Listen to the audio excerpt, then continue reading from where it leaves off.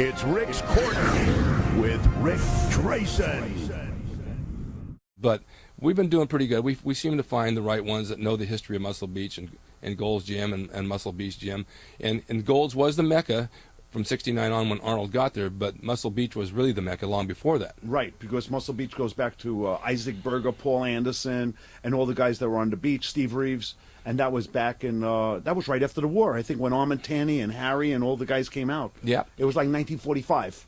In fact, Joe Gold used to hang out there before he had Gold's Gym. That's right, yeah. Now, Joe Gold and Seymour and HB and Zabo, right. All these guys, which you may not know, were professional wrestlers for a period of time. Right. Joe Gold wrestled. Right. Zabo wrestled. They all did back in the 50s when wrestling wasn't cool, but it made you a living. It made you some money. Right. And so they could train, they could wrestle at night. So they weren't just bodybuilders. And then Zabo and Joe and a few of the guys were with Mae West when she did her troupe around Vegas and traveled with all of her muscle guys. And then I had done Sextet years later as the muscle guys with Mae West, her last movie. So there's a lot of history with those guys long before you knew about them in bodybuilding with wrestling and doing the Mae West tour. Well, exactly, right, because those guys were out here with the Muscle Beach crew. Original Muscle Beach was New York. Was it? Yes, it was at Coney Island with Mighty Adam, Joe Greenstein. Oh, that's I think Seymour told me that. Yeah, and actually it started right after World War One. Boy, and they had the old fighters hang out down there, and they had speed bags and heavy bags, and they used to do acrobatics and weightlifting down in Muscle Beach in New York, and that was the prior years before Muscle Beach came out here in '45. Yeah. Yeah. And then when it did come out here, they had hordes of people coming down, families and people coming down.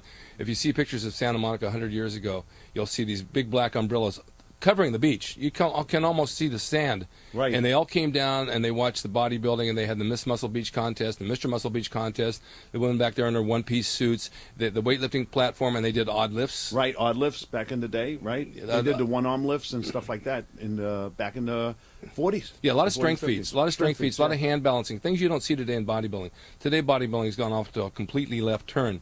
And it doesn't seem to have the popularity as it had back then. The bodies were different. They were mostly natural. Steroids didn't come in until later. But it was mostly diet and just heavy training. And working out. They were dedicated. Yeah. It was dedicated training. Yeah, no matter when you're on the beach, it could be an all-day event. They had jobs. I mean, everybody had jobs. Yeah. A lot of people worked in the studios, and they worked nights, electricians, gaffers, whatever, drivers.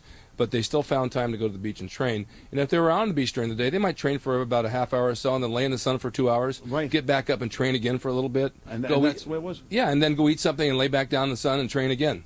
But that's what it was like. And Jack was there in the '70s when I was there. And I remember we would wrestle and we'd hit the gym and we'd hit the beach. And our routine was get up in the morning, go to the gym, lay in the sun, 4 o'clock, get in the car, drive to wrestle, come back home, get a good nap, good night's sleep, get up, go to the gym. Do it all over again. Lay on the beach, go to wrestle, come back home. And then if there were movie jobs, and you had done some. Right. Yes, I did some movie jobs too, yeah. Well, we took those, of course, because those allowed us. Those were bread and butter. Yeah, those were bread and butter. We had a system. You work in the movies, you wrestle at night.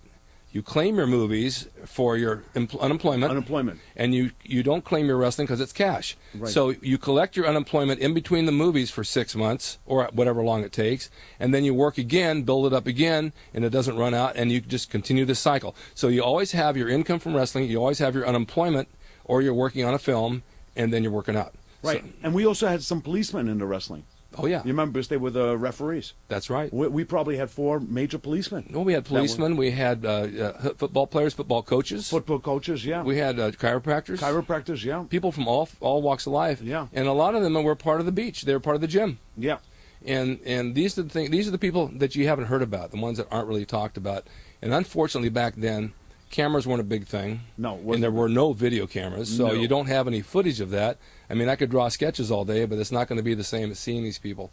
But I wished I just had that to bring forward because you people really appreciate it. Because today's gyms just don't have that. You know, with the aerobics, the headsets, and everything else, everybody kind of keeps to themselves. There's not that camaraderie like it was back then. Well, there was a time they wouldn't let girls in the gym. Well, Joe Gold. Before 1980. That's right. Yeah. There were no girls. They no had girls. Men's Day and Women's Day. Exactly. Separated. Right. And then Joe Gold, when he started his gym, he let a couple of women in, and they came and trained with the guys. And like I'd said before, you'd go up and shower, and they'd be showering with you. Yeah. It was. In fact, our gym in the Valley was the first one in 1978 where we had co-ed separate locker rooms for both, and Harry White started that. Yeah. Yeah. And then Joe Gold was the one after him. He says, that's a great idea. Well, I went up to Bakersfield several years ago for a friend of mine who used to have a gym where I used to train, and up till about, I don't know, maybe 10 years ago, 12 years ago, he finally closed down. He still had men's and women's days. He says men and women should not train together. Yeah. And I don't understand that. I mean, I think I trained with my wife for a long time, and I've trained with women. I had good workouts. Oh, yeah. Yeah, you have great workouts either way. And then some of the girls actually went forward in weightlifting and Right. bodybuilding and stuff Right. like that.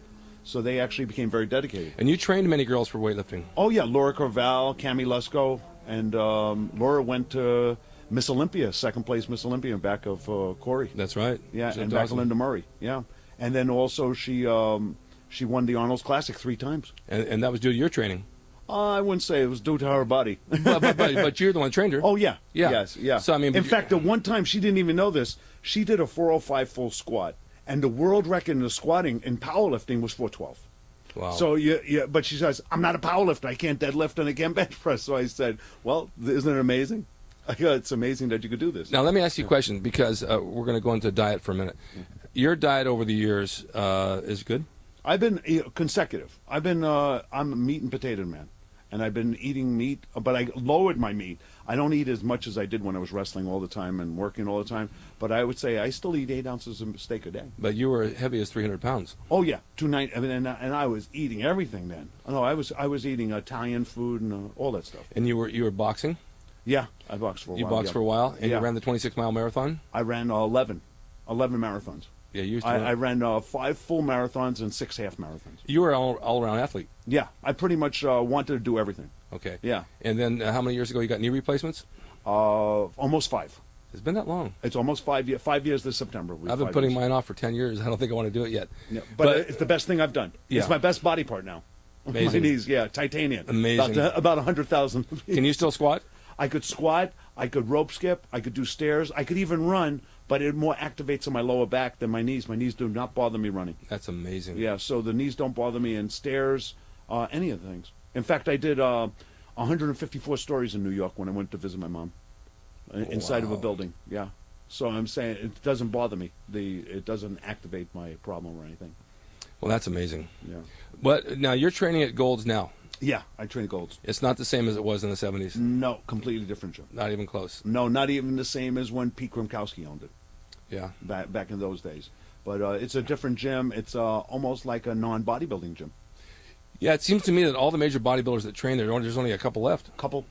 Where'd they all go? I have no idea, but I heard they moved to Las Vegas. I heard Las Vegas too. I heard Yeah. that's where the mecca of it is now. Most of it. I don't know why. I think it's cheaper to live there. Number one. Well, that's for sure. You Yeah. can buy a house and everything. What, about a fourth? Yeah. Fourth of the price. Yeah. That's not to say that Gold's Gym in Venice is not good. It's a good gym. Oh, great gym. Fully equipped. Everything. in there. Everything. It's, Yeah. it's bigger than any gym I've seen as far as having equipment. Equipment, right. You just don't have the superstars that you had a long time ago. But you do get actors. Yes. A lot of still name get actors. Yeah.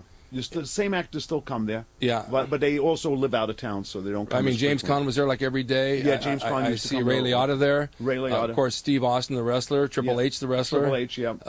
Those guys come in there. Ferrigno's there all the time. Ferrigno comes all the time. His kids come all the time. Right. Yeah. So I'm saying there's a group that still comes there all the time, and then the other ones are not there no more. Like some of the bodybuilders. Chris Cormier, I see. Will Harris is there, but maybe a couple of new ones. Silvio comes and trains there, Yeah. but I don't see too many of the other ones. And I almost never see East Coast guys no more. I No. used to see East Coast and the West Coast. Well, we used to Only see people used to come out here all the time and Right. train with us. When I was down in Venice, I used to say this. I'd see groups of 3 guys show up at Gold's Gym. Right. And they would come back usually from Michigan or somewhere, and they wanted to, I don't know why it was always Michigan. I don't think anybody's left in that state. But they would come to Gold's, and they'd train with us. We all become friends. Some of them wanted to be actors. They wanted to try their hand at it. They get a girlfriend. They have a relationship, get jobs at Bouncers in the Marina where they do the light test we talked about. You remember what the Right, light test yeah. is? You pull a girl out of the club, you put her under the light, and if she looks good, you take her home. If not, you throw her back like a fish. And we used to do that all the time. That was so much fun. Well, then they last about 4 or 5, 6 months. It's amazing. They all look good now. Oh, they As the eyes get anything up to 70 years old, I'll take it. They would stay out for a little while and get discouraged because they couldn't make a living in Venice, and they'd go home. And then all of a sudden, here come 3 more. Right. 3 more guys again, Yeah. almost like the same guys that left with the same MO. Want to get a job, get a girlfriend, want to be an actor. Same thing, right? And then they'd filter out and go back. And it would just be an ongoing thing, which I don't think happens too much anymore with the economy the way it is.